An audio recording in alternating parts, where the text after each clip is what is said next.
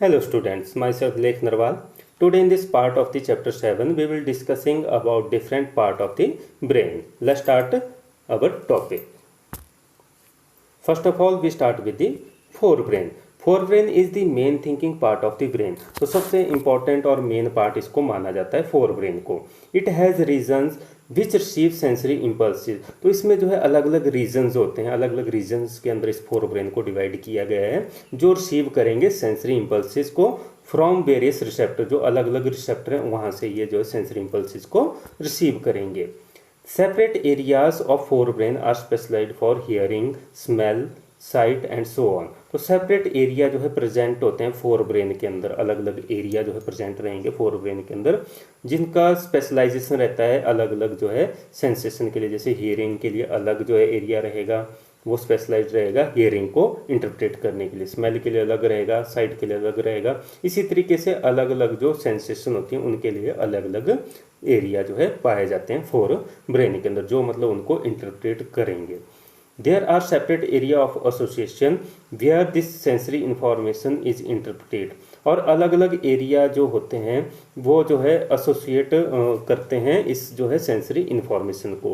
जो रिसेप्टर से जो सेंसरी इन्फॉर्मेशन मिल रही है उसको भी जो है सेपरेट एरिया के अंदर जो एसोसिएट किया जाता है, जोड़ा जाता है। And interpret by putting it together with the information from the other receptor as well as with the information that is already stored in the brain. तो इसको जो है फिर इंटरप्रेट किया जाता है, जो इन्फॉर्मेशन अदर रिसेप्टर से मिल रही है हमें और जो इन्फॉर्मेशन ऑलरेडी ब्रेन के अंदर स्टोर है उसकी मदद से उसको जो है इंटरप्रेट किया जाएगा कि किस तरह का सिग्नल जो है ब्रेन तक पहुंचाया गया है सेंस ऑर्गन के द्वारा। नेक्स्ट आगे इसमें हम कर लेते हैं बेस्ड ऑन ऑल दिस। अब ये जो सारी है कि ब्रेन तक सिग्नल पहुंच गया, ब्रेन के जो डिफरेंट फोर ब्रेन के जो डिफरेंट पार्ट हैं तो रीजन्स हैं, उन्होंने उसको जो सिग्नल को जो है रिसीव कर लिया। फिर उस जो है इंफॉर्मेशन को डिकोड करने का, इंटरप्रेट करने की बारी जब आती है क्या मैसेज जो है सेंसरी ऑर्गन के द्वारा दिया गया है उसको जो है इंटरप्रेट किया जाता है with the help of the information received from the other receptor. जो इन्फॉर्मेशन अदर रिसेप्टर से हमें मिलती है उसकी हेल्प से उसको जो है इंटरप्रेट किया जाएगा और जो है ऑलरेडी जो ब्रेन के अंदर इंफॉर्मेशन है उसको भी यूज किया जाएगा उसको इंटरप्रेट करने के लिए। फिर जो है उस मैसेज को समझा जाएगा, जो सिग्नल मिल रहा है सेंसरी सिग्नल उसको जो है अंडरस्टैंड किया जाएगा। अब आगे इसमें बेस्ड ऑन ऑल दिस। अब इन सब के बेसिस पे जो है फिर सारी इंफॉर्मेशन जब कलेक्ट हो गई तो उसके बाद जो है डिसीजन तैयार किया जाता है, इंटरप्रेट करके जो एक डिसीजन तैयार किया जाएगा अबाउट हाउ टू रिस्पॉन्ड, कैसे जो रिस्पॉन्स दिया जाए। And information is passed on to the motor area, और किस तरीके से जो है इन्फॉर्मेशन मोटर एरिया के अंदर ट्रांसफ़र की जाए। Which control the movement of the voluntary muscle, और फिर वो मोटर एरिया जो है कंट्रोल करेगा मूवमेंट को जो है वॉलंटरी मसल्स की। For example our leg muscle, तो जैसे कि एग्जाम्पल दिया है लेग मसल्स भी वॉलंटरी जो है मसल्स होते हैं बॉडी के अंदर। तो मतलब वो लेग मसल्स क्या करते हैं, वो सिग्नल को रिसीव करेंगे ब्रेन से और फिर उसके अकॉर्डिंग जो है वो क्या करेंगे, फंक्शन परफॉर्म करेंगे। अगर चलने की है या रेस्ट करने की बात है तो वो उस हिसाब से लेग मसल हमारे काम करेंगे। इसमें आर्म्स के जो मसल्स हैं वो भी जो है वॉलंटरी मसल्स होते हैं। जैसे हमने लिखना है तो उस टाइम जो है हमारे आर्म्स के मसल और हैंड के मसल जो है वर्क करेंगे। तो मतलब ये सारी इन्फॉर्मेशन जितनी भी है उसको इंटरप्रेट करने के बाद जो है डिसीजन तैयार किया जाता है और डिसीजन के बाद रिस्पांस दिया जाता है और रिस्पांस के बाद जो है फिर वो जो मोटर एरिया के अंदर वो रिस्पांस जाएगा और जो है इन्फॉर्मेशन जाएगी कि किस तरीके से रिस्पांस दिया जाएगा। तो मोटर एरिया फिर जो है वॉलंटरी जो जितने भी ऑर्गन्स जहाँ तक ये इन्फॉर्मेशन पहुँचनी है उन वॉलंटरी जो मसल्स हैं उनको जो है एक्टिवेट करेगा और वो वॉलंटरी मसल जो उस हिसाब से मूवमेंट करेंगे। तो एग्जांपल हमने लेग मसल का दिया था इसके अंदर। However, certain sensation are distinct from seeing और hearing, लेकिन बहुत सारी ऐसी सेंसेशन होती हैं जो अलग होती हैं, जैसे सीइंग और हियरिंग जो सेंसेशन है उनसे अलग रहती हैं। फॉर एग्जाम्पल, अब एग्जाम्पल भी दिया गया है, how do we know that we have eaten enough. अब हमें ये कैसे पता चलता है कि हमने काफ़ी खा लिया है, पेट भर गया है हमारा। तो इसका जो है हमें कैसे पता चलता है, कैसे ये फीलिंग हमें आती है। The sensation of feeling full is because of centre associated with hunger. तो ये जो सेंसेशन है कि हमारा पेट भर चुका है, हम अब और ज़्यादा नहीं खा सकते हैं, तो ये किसके साथ जुड़ी होती है? सेंटर ऑफ हंगर के साथ जुड़ी होती है। तो जब हम खाना खा लेते हैं, जब पेट भर जाता है, तो उस टाइम ये फीलिंग आती है कि अब हमें और नहीं खाना है। तो ये किसके द्वारा कंट्रोल किया जाता है? सेंटर ऑफ हंगर के द्वारा, which is a separate part of the fore brain. तो ये जो है एक सेपरेट पार्ट है फोर ब्रेन का ही।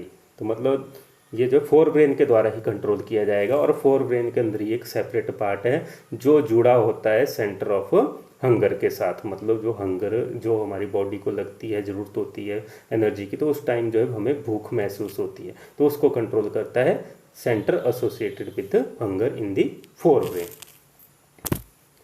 अब आगे इसमें जो है दिया गया है स्ट्रक्चर इसका जो है ब्रेन का, और साथ ही साथ जो है इसमें जो आगे वाले पार्ट रह गए इसके अंदर मिड ब्रेन और हाइंड ब्रेन के बारे में, उसके बारे में डिस्कस किया गया है। तो उससे पहले हम जो है इसका स्ट्रक्चर डिस्कस कर लेते हैं। स्ट्रक्चर में जो है हमें जो है दिखाया गया है इसके जो है किस तरीके से हमारा जो है ब्रेन जो है डिफरेंट पार्ट्स के अंदर डिवाइड है।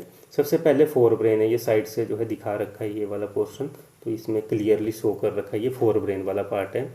और इसमें जो है ये जो अंदर दिखा रखा है ये सेरेब्रम है, और ये वाला जो है क्रेनियम है। बाहर जो हार्ड पोर्शन है स्कल है हमारा, उसको शो कर रखा है क्रेनियम स्कल, इसको स्कल भी बोलते हैं इसको।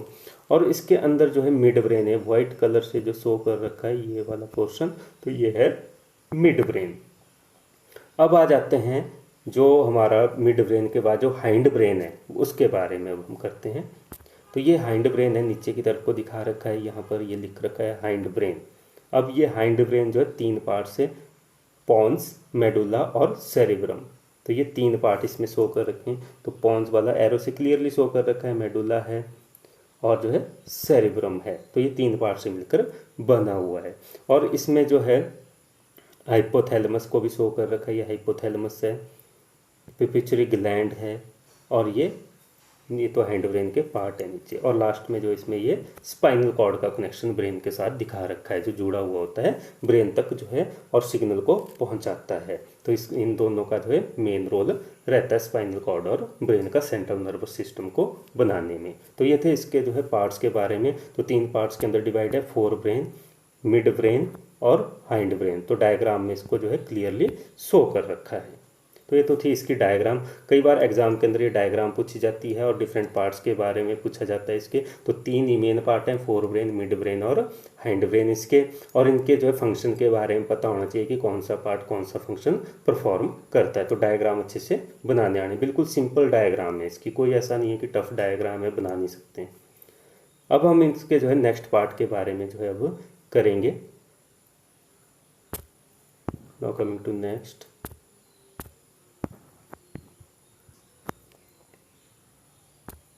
Study the level diagram of the human brain. तो ये हमने देख लिया अभी डायग्राम इसकी। We have seen that the different parts have specialized function. तो डिफरेंट पार्ट के स्पेशलाइज्ड फंक्शन होते हैं। Can we find out the function of the each part. क्या हम इन पार्ट्स के फंक्शन को आइडेंटिफाई कर सकते हैं? तो इसके बारे में, इनके पार्ट्स के फंक्शन के बारे में हम अब आगे कर रहे हैं। Let us look at the other use of the word reflex that we have talked about in the introduction. तो रिफ्लेक्स वर्ड के बारे में हमने इंट्रोडक्शन में भी पढ़ा था कि रिफ्लेक्सली हम कोई काम कर रहे हैं, अचानक से कोई काम कर रहे हैं, रिफ्लेक्स एक्शन के बारे में भी हमने पढ़ा है। Our mouth watered when we see food we like without our our meaning to. तो हमारे मुंह में पानी आ जाता है जब हम अपनी पसंद का कोई जो है फूड देखते हैं, और चाहे हम चाहें या ना चाहें तो उसके बावजूद भी मुंह में पानी आना शुरू हो जाता है। Our heart beat without our thinking about it. तो हमारा हार्ट जो है हमेशा जो है बीट करता रहता है, धड़कता रहता है हमारा जो है हार्ट, बिना जो है सोचे। मतलब हम सोचते नहीं है कि हमारा अब जो है हार्ट जो है काम करे, धड़के और अब नहीं करे, तो ऐसा नहीं होता है। वो सोचने के ऊपर काम नहीं करता है, वो कंटिन्यूसली अपना काम करता रहता है। In fact we can not control these action easily by thinking. और इन एक्शंस को हम जो है सोच के भी जो है कंट्रोल नहीं कर सकते। अगर हम चाहें भी कि अब थोड़ी देर के लिए हार्ट को रिलैक्स कर दें, या अपने जो है दूसरे पार्ट हैं, किडनीज हैं, उनकी फंक्शनिंग को थोड़ी देर के लिए रोक दें, तो वो पॉसिबल नहीं हो पाता है, नहीं होता है ऐसा। हमारे सोचने से ये जो है वर्क नहीं करते हैं। Even if we wanted to, अगर हम चाहें भी तो भी ऐसा नहीं कर सकते हैं। Do we have to think about or remember to breathe or digest food, क्या हमें सोचना पड़ता है सांस लेने के लिए और जो है फूड को डाइजेस्ट करने के लिए, क्या हमें सोचना पड़ता है? कभी हम नहीं सोचते हैं, वो ऑटोमेटिकली बॉडी के अंदर वो काम हो रहे हैं, वो बॉडी हमारी उस काम को अपने आप परफॉर्म करेगी, हमारे सोचने से नहीं करेगी वो इस चीज़ को। So in between the simple reflex action like change in the size of the pupil and the thought out action such as moving a chair, there is another set of the muscle movement over which we do not have any thinking control. अब ये जो है बताया गया है कि जो simple reflex action है, change in the size of the pupil, जैसे पीपल का साइज चेंज हो रहा है रिफ्लेक्स एक्शन के कारण, जैसे एकदम से ब्राइट लाइट हमारी आंखों में पड़ रही है तो हमारी आंखें जो है बंद हो रही हैं, ठीक है, तो पीपल के साइज जो है चेंज हो रहा है उस कंडीशन के अंदर, तो वो उसमें जो है वो अपने आप जो है कंट्रोल किया जा रहा है बॉडी के द्वारा, हम सोच नहीं रहे हैं वो उसके बारे में। और दूसरा एक्शन है मूविंग ए चेयर, चेयर को हम मूव कर रहे हैं, तो वो हम सोच के मूव कर रहे हैं कि मेहमान है उसको चेयर देनी है या हमने बैठना है तो हम चेयर को खींच के खुद बैठ रहे हैं उसके ऊपर, तो वो हम सारी चीज़ें सोच के कर रहे हैं। There is another set of muscle movement over which we do not have any thinking control, और भी ऐसे जो है मूवमेंट है हमारे मसल्स की जिनके ऊपर हमारा कोई कंट्रोल नहीं होता है, जिनके हमारी सोच के साथ कोई लगाव नहीं है, अगर हम सोच रहे हैं तो उसका कोई उनके ऊपर असर नहीं होने वाला है, जैसे हमने अभी डिस्कस भी किया। Many of these involuntary actions are controlled by the mid brain and hind brain, तो ये जो इनवॉलेंट्री एक्शंस हैं वो जो है मिड ब्रेन और हाइंड ब्रेन के द्वारा कंट्रोल किए जाते हैं। अब इनवॉलेंट्री एक्शंस क्या हैं? जो हमारी विल के ऊपर काम नहीं कर रहे हैं, विल मीन्स जो हम चाह रहे हैं उस हिसाब से काम नहीं कर रहे हैं, वो जो वॉलेंट्री हमने पढ़ा था तो वो हमारी विल के ऊपर काम करते हैं, जैसे कि मूवमेंट करना, चलना है, दौड़ना है, खाना है, पीना है, लिखना है, तो वो सारे हमारी विल के ऊपर हो रहे हैं। ब्रेन ने सिग्नल भेजा, हमने सोचा, ब्रेन ने सिग्नल भेजा और हमने वो काम करना शुरू कर दिया। लेकिन जैसे हार्ट की वर्किंग है, हार्ट की वर्किंग है या किडनी की वर्किंग है या फिर जो है ब्लड की सर्कुलेशन है, ये तो हमारे सोचने पे नहीं काम करते हैं, तो इनको बोला जाएगा इनवॉलेंट्री एक्शन, जो हमारी विल के ऊपर काम नहीं करते हैं। All these involuntary actions including blood pressure, salivation, vomiting are controlled by the medulla in the hind brain। तो अब जो है इनवॉलेंट्री एक्शंस की बात की गई है, जैसे ब्लड प्रेशर है, सलाइवेशन है, मुंह में जो है पानी आना अच्छा सा खाना देख के, वॉमिटिंग होना, कई बार वॉमिटिंग आ जाती है, तो ये जो सारे हैं ये जो हैंड ब्रेन के द्वारा कंट्रोल किए जाते हैं by the medulla in the hind brain. तो जो हैंड ब्रेन के अंदर मेडुला है, ऊपर डायग्राम में भी देखा था हमने, उसके द्वारा कंट्रोल किया जाता है, ये है मेडुला जो हैंड ब्रेन का है, तो वो जो है इनको कंट्रोल करेगा। तो मतलब इनवॉलेंट्री एक्शंस को कंट्रोल करने का काम होता है मिड ब्रेन और हाइंड ब्रेन का। अब इसमें कुछ स्पेसिफिक जो है फंक्शन बता दिए कि ब्लड प्रेशर है, सलाइवेशन है, वॉमिटिंग है, ये किसके द्वारा कंट्रोल किए जाते हैं? मेडुला के द्वारा, जो हाइंड ब्रेन का पार्ट होता है।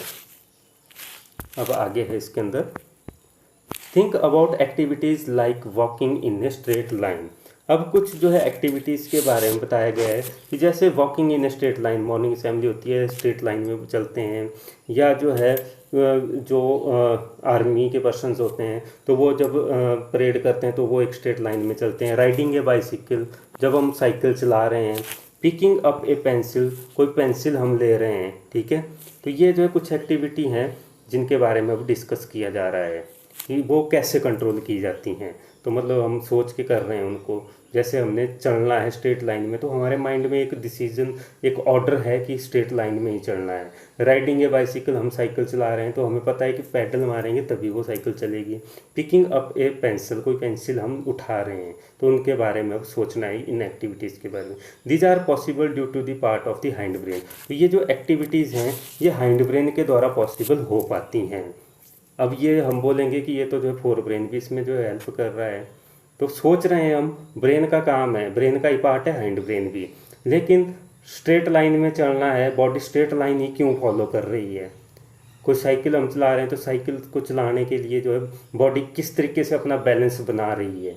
साइकिल 2 टायर पे चलती है, 2 टायर वाली होती है, तो मतलब उसको जो है बैलेंस बनाना, तो बैलेंस कैसे बन रहा है वो सारी चीज़ें। और जो पेंसिल को लेना, तो वो सारी चीज़ें जो हैं वो किसके द्वारा कंट्रोल की जाती हैं, हाइंड ब्रेन के द्वारा पॉसिबल हो पाती हैं। हाइंड ब्रेन उनको कंट्रोल करता है। और हाइंड ब्रेन का कौन सा पार्ट है, वो सेरिबेलम। तो सेरिबेलम उनको जो है कंट्रोल करेगा। जैसे डायग्राम में भी ऊपर हमने देखा था, यह है सेरिबेलम वाला पार्ट, यहाँ पर सेरिबेलम ये आ गया। तो ये उन एक्टिविटी को जो है कंट्रोल करेगा, जैसे स्ट्रेट लाइन में चलना, बाइसिकल को चलाना, उसका बैलेंस जो हम मेंटेन कर रहे हैं, तो वो सेरिबेलम जो के थ्रू जो है मेंटेन हो रहा है बैलेंस उसका।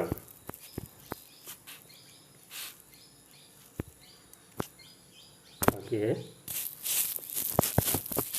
स्ट्रेट लाइन में चलना, बाइसिकल को राइड करना या पिकिंग अप ए पेंसिल, ये सारे जो सेरेबेलम के द्वारा जो है परफॉर्म किए जाते हैं। और सेरेबेलम है हाइंड ब्रेन का part. It is responsible for the precision of the voluntary actions and maintaining the posture and balance of the body. तो ये जो हाइंड ब्रेन है, तो इसका काम होता है वॉलंटरी एक्शंस को अच्छे से परफॉर्म करवाना, ठीक है, प्रिसीजन ऑफ वॉलंटरी एक्शंस को अच्छे से परफॉर्म करवाना, और मेंटेनिंग द पोस्चर, जो पोस्चर है बॉडी का उसको मेंटेन करना। अब टू व्हीलर हम चलाते हैं, स्कूटर चला रहे हैं, बाइक चला रहे हैं, बाइसिकल चला रहे हैं, तो टू व्हीलर का बैलेंस मेंटेन होना चाहिए। जिसको बैलेंस मेंटेन करना नहीं आ रहा, तो मतलब वो हाइंड ब्रेन जो है उसको कंट्रोल नहीं कर पा रहा है। तो मतलब वो हाइंड ब्रेन जो है का जो सेरेबेलम पार्ट है, वो पोस्चर को मेंटेन करेगा, ताकि जो है टू व्हीलर अच्छे से चल सके बॉडी के हिसाब से। And balance of the body, और बॉडी का जो बैलेंस है वो भी जो है सेरेबेलम के द्वारा कंट्रोल किया जाएगा। तो मतलब ये सारे जो फंक्शन होते हैं वो सेरेबेलम कंट्रोल करेगा। Imagine what would happen if each of these events fair to take place if we were not thinking about it. तो मतलब अगर हम इन सब के बारे में ना सोचें, इन सब के बारे में, तो ये सारे जो इवेंट हैं वो क्या हो जाएंगे, फेल हो जाएंगे। तो मतलब ये जो है काम हम नहीं कर सकते हैं अगर हम अच्छे से सोचें नहीं। तो ये जो सारी चीज़ें हैं वो हाइंड ब्रेन के द्वारा कंट्रोल की जाती हैं। और इनवॉलेंटरी एक्शंस जितने भी होते हैं वो भी मिड ब्रेन और हाइंड ब्रेन के द्वारा कंट्रोल किए जाते हैं। तो ये था डिफरेंट पार्ट्स के बारे में ब्रेन के, जो हमने आज इसमें किया। तो डिफरेंट फंक्शंस भी उनके जो है पार्ट्स के हमने पढ़े। That's all in this video. Thank you.